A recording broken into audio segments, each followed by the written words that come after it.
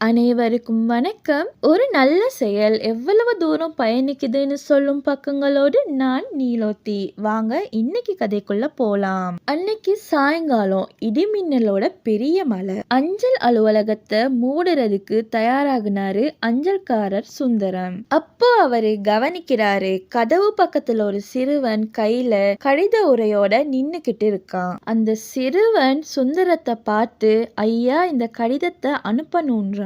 சுந்தரம் அந்த கடிதத்தை கையில வாங்கி பார்க்கிறாரு. அதுல பெருநண்ட பேரோ முகவரியோ இல்ல. அந்த கடித உரையில என் வாழ்க்கையை மாற்றிய மனிதருக்கு அப்படின்னு மட்டும் ஒரே வரி எழுதப்பட்டிருந்தது. சுந்தரம் சிரிச்சுக்கிட்டே கேக்குறாரு, தம்பி இங்க பாருப்பா, முகவரி இல்லாத கடிதத்தை எப்படி அனுப்புறது? சிறுவன் சொல்றான், எனக்கு முகவரி தெரியாது ஐயா, ஆனா இந்த கடிதம் அவருக்கு போகணும். சுந்தரம் கேக்குறாரு, யாருக்கு இந்த கடிதத்தை நீ அனுப்புற?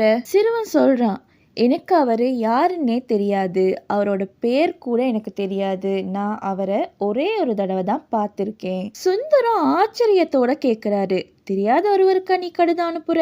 சிறுவன் மெதுவா தலையசைச்சான். ஐயா, எனக்கு உறவுன்னு சொல்லிக்க என்னோட அம்மா மட்டும்தான் இருக்காங்க. ஒரு நாள் வீதியோரத்துல என்னோட அம்மா மயங்கி கீழே விழுந்துட்டாங்க. அப்போ நான் என்ன செய்யறதுன்னே தெரியாம அம்மாவோட பக்கத்துல உட்கார்ந்து அழுதுகிட்டே இருந்தேன். அவ்வளவு பேர் எங்களை பார்த்துட்டு கடந்து போனாங்க, யாருமே உதவ முன் வரல. அப்போ யாருன்னே தெரியாத ஒருத்தர் என்னோட அம்மாவை மருத்துவமனையில சேர்த்து விட்டாரு.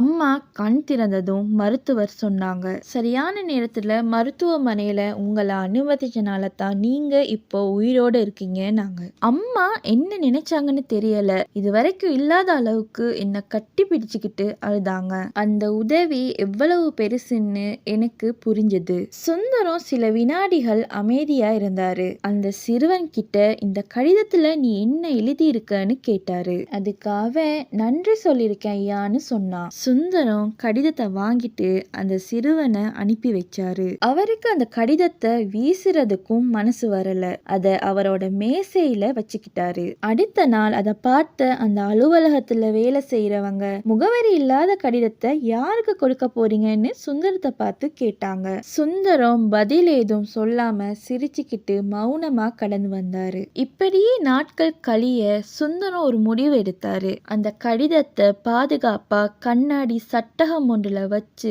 அலுவலக சுவர்ல மாட்டி விட்டாரு. இப்படி இருக்க ஒரு ஆசிரியர் அந்த அஞ்சல் அலுவலகத்துக்கு வராரு. சுவர்ல தொங்கவிடப்பட்டிருந்த கடிதத்தை கவனிக்கிறாரு. அதுல, என் அம்மாவை காப்பாற்றியவரே, நீங்கள் யாருன்னு எனக்கு தெரியாது, ஆனா நீங்க செய்த உதவி என்னோட வாழ்க்கையே மாத்திடுச்சு. எங்க அம்மா இப்போ நல்ல ஆரோக்கியத்தோட இருக்காங்க.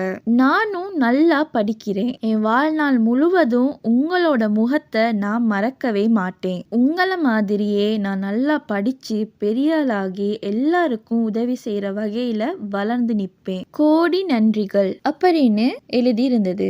ஆசிரியர் சுந்தரம் கிட்ட அந்த கடிதத்தோட கதை என்னங்கிறத முழுமையா கேட்டு தெரிஞ்சுக்கிறாரு. என்னோட 40 வருட ஆசிரியர் வாழ்க்கையில நிறைய பேருக்கு நான் உதவி செஞ்சிருக்கேன். ஆனா ஒரு நாள் கூட எனக்கு இப்படி ஒரு கடிதம் வந்ததே இல்லை. ஆமாங்க, அந்த ஆசிரியர் தான் அந்த சிறுவனுக்கு உதவுனது. அந்த கடிதத்துக்கு கீழே நல்ல செயல்களுக்கு முகவரி தேவையில்லைன்னு அந்த ஆசிரியர் எழுதிவிட்டாரு. சுந்தரத்துக்கு ஒரு பெரிய திருப்தி, தான் அந்த கடிதத்தை உரியவர்கிட்ட எப்படியோ சேர்த்துட்டோன்னு. அந்த நாள்ல இருந்து அந்த அஞ்சல் அலுவலகத்துக்கு வர எல்லாருமே அந்த கடிதத்தை சில நொடிகள் அமைதியா நின்னு வாசிப்பாங்க. அதுக்கப்புறம் அந்த ஊர்ல நிறைய மாற்றங்கள் வர ஆரம்பிச்சது. அந்த ஊர்ல நிறைய உதவி செய்யறவங்க முன் வந்தாங்க. ஒருத்தவங்க ரத்த தானம் செய்யறதுக்கான ஏற்பாடுகள் அந்த ஊர்ல செஞ்சாங்க. ஒருவர் பழைய புத்தகங்களை ஏழை குழந்தைகளுக்கு கொடுக்க ஆரம்பிச்சாங்க. பலர் படிக்கிற குழந்தைகளுக்கும் முதியவர்களுக்கும் அன்னதான உதவிகளை செஞ்சாங்க. இப்படி பல உதவி அறக்கட்டளைகள் தொடங்கப்பட்டுச்சு. ஒரு முகவரி இல்லாத கடிதம் பலருக்கு முகவரியை ஏற்படுத்தி கொடுத்துச்சு. நாம செய்யற சின்ன சின்ன உதவிதாங்க யாரோ ஒருவரோட வாழ்க்கையில பெரிய மாற்றத்தை ஏற்படுத்தி கொடுக்குது. பார்ப்பவங்களுக்கு அது சின்ன உதவியா தான் இருக்கும், ஆனா அதை பெற்றுக்கொள்றவங்களுக்கு தான் அதோட அருமை என்னன்னு புரியும். நீங்க இந்த கதையை பற்றி என்ன நினைக்கிறீங்கன்றத என்னோட கமெண்ட்ல பகிர்ந்துக்கங்க. அப்படியே நம்மளோட சேனலையும் சப்ஸ்கிரைப் பண்ணிக்கோங்க. மீண்டும் ஒரு நல்ல கதையோடு உங்க எல்லாரையும் சந்திக்கிறேன். நன்றி.